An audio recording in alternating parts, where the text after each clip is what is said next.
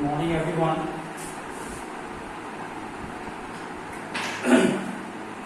Topic is angle of intersection between two curves. C1 problem question: y square is equal to 4x and x square is equal to 4y. These two curves are given. इनके बीच में angle of intersection निकालिए। इन curves के बीच में कितना angle बनता है? देखिए, ये कर्व मैंने बोर्ड पर शो किया है, that is C1 first curve, C2 second curve. इनके बीच में एंगल के लिए हमको इस P पॉइंट पर इस कर्व की टेंजेंट भी ड्रॉ करनी है और इस कर्व की टेंजेंट भी ड्रॉ करनी है, और इन टेंजेंट्स के बीच में बनने वाला angle that is known as the angle between the curves. उसके लिए देखिए हमने क्या लिखा है, ये जो कर्व्स इंटरसेक्ट करते हैं that is point P which is x1 y1।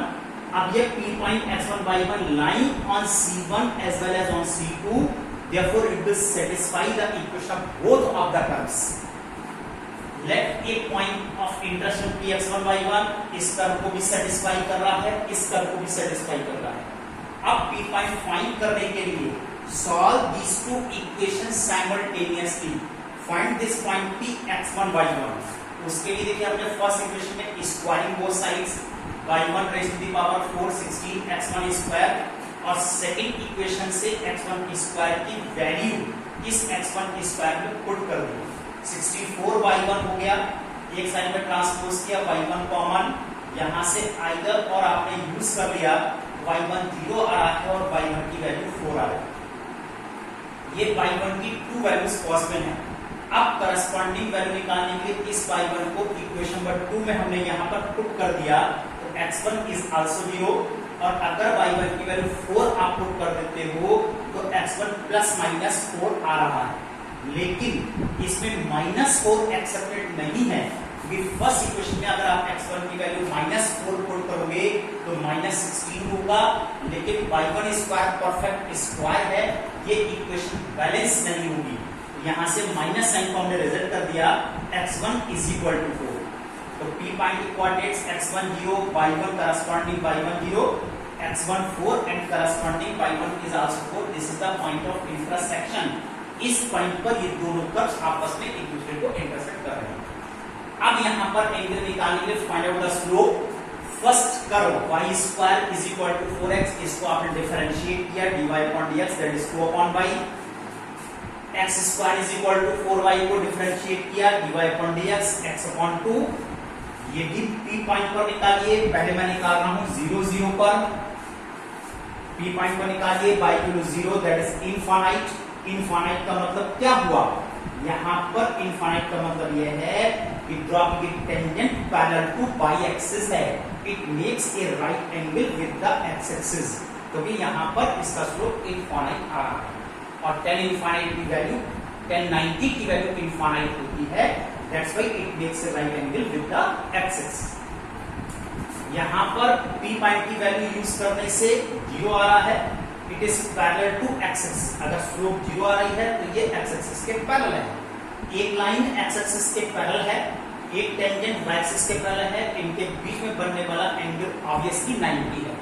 Therefore the angle between these two curves is right angle. Now see, अब अगर आपने कहा था 4 4 पर निकालना चाहते हैं, देखिए यहां पर 4 4 पर निकालने के लिए इतनी वैल्यू मैं यहां से चेंज कर रहा हूं।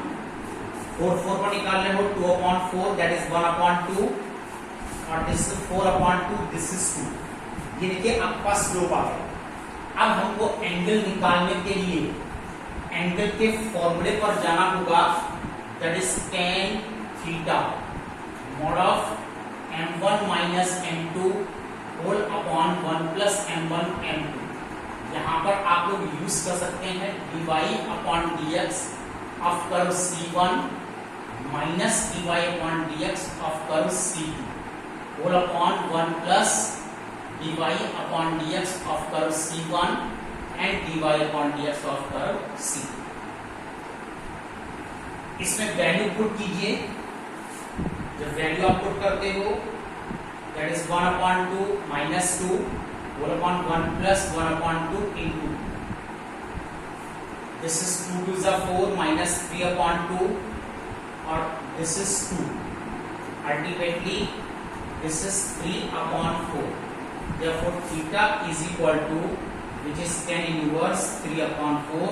Now, this is the angle between these two straight lines, between these two tangents, or we can say between the curves. In curves के बीच में बनने वाला एंगल tan inverse 3/4. चलिए आइए देखिए, एक और मैं इंपॉर्टेंट क्वेश्चन आप लोग को कराने जा रहा हूं, उसको देखिए आप लोग क्या मीनिंग है, किस तरह से ये क्वेश्चन किया जाता है. Show that the curves x is equal to y square and xy is equal to a cut at right angles if 8a square is equal to 1. Show that these two curves cut at right angles. अगर उनके बीच में बनने वाला angle 90 है तो ऐसे curves orthogonal curves कहलाते हैं. Cut at right angles if 8a square is equal to 1, जबकि 8a square is equal to 1. Let a point P x1 y1, let a intersection point, intersection word बढ़ा दीजिए, let a intersection point P x1 y1. Therefore, x1 is equal to y1 square. It will satisfy the first curve, and x1 y1 is equal to a satisfy the second. अब इनको solve कीजिए और solve करके intersection point निकालने की कोशिश करो. यहां से x1 की वैल्यू y1 स्क्वायर मैंने पुट की, then y1 is equal to k raised to the power 1/3. और इस y1 की वैल्यू फर्स्ट इक्वेशन में यहां पर मैं पुट कर रहा हूं, तो आता है k raised to the power 2/3. Therefore, point P is k raised to the power 2/3, k raised to the power 1/3. ये मैंने इंटरसेक्शन पॉइंट निकाली. नाउ द स्लोप के लिए इस इक्वेशन को आप डिफरेंशिएट करिए. 2y dy upon dx, therefore dy upon dx is equal to 1/2y. इसको डिफरेंशिएट कीजिए. x dy upon dx plus y is equal to 0. Therefore dy upon dx is equal to minus y upon x. अब जैसे ही तुम उसको p point को convert करते हो, dy upon dx of the first curve at point P, then it becomes 2 into k raised to the power 1/3. यहाँ पर देखिए y की वैल्यू हमें k raised to the power 1/3 use कर ली. एक्चुअली 2y1 हुआ है, दिस इज 2y1, और अब आप वैल्यू यूज करते हैं 1/3. Now dy upon dx at point P, second curve minus y1 upon x1. y1 की value k raised to the power 1/3 और x1 की value k raised to the power 2/3. इस तरह से दोनों स्लोप्स को हमने यहां पर कैलकुलेट कर दिया. अब ये कहते हैं कि these two are intersecting orthogonally.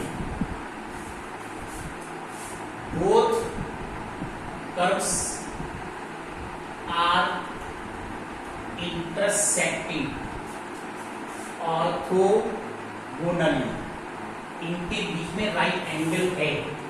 Therefore, dy upon dx of first curve C1 into dy upon dx of second curve C2, that is minus, और इसकी वैल्यू -1 होना चाहिए.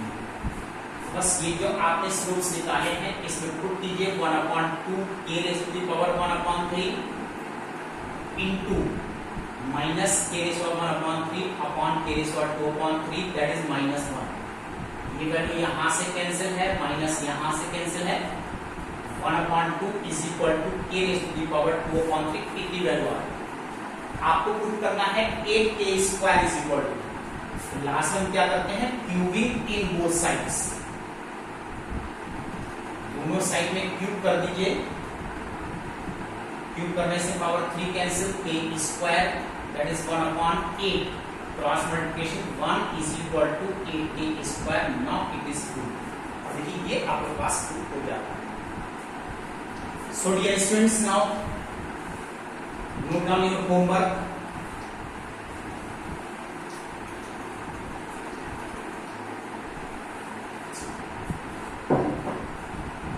आज आपके होमवर्क में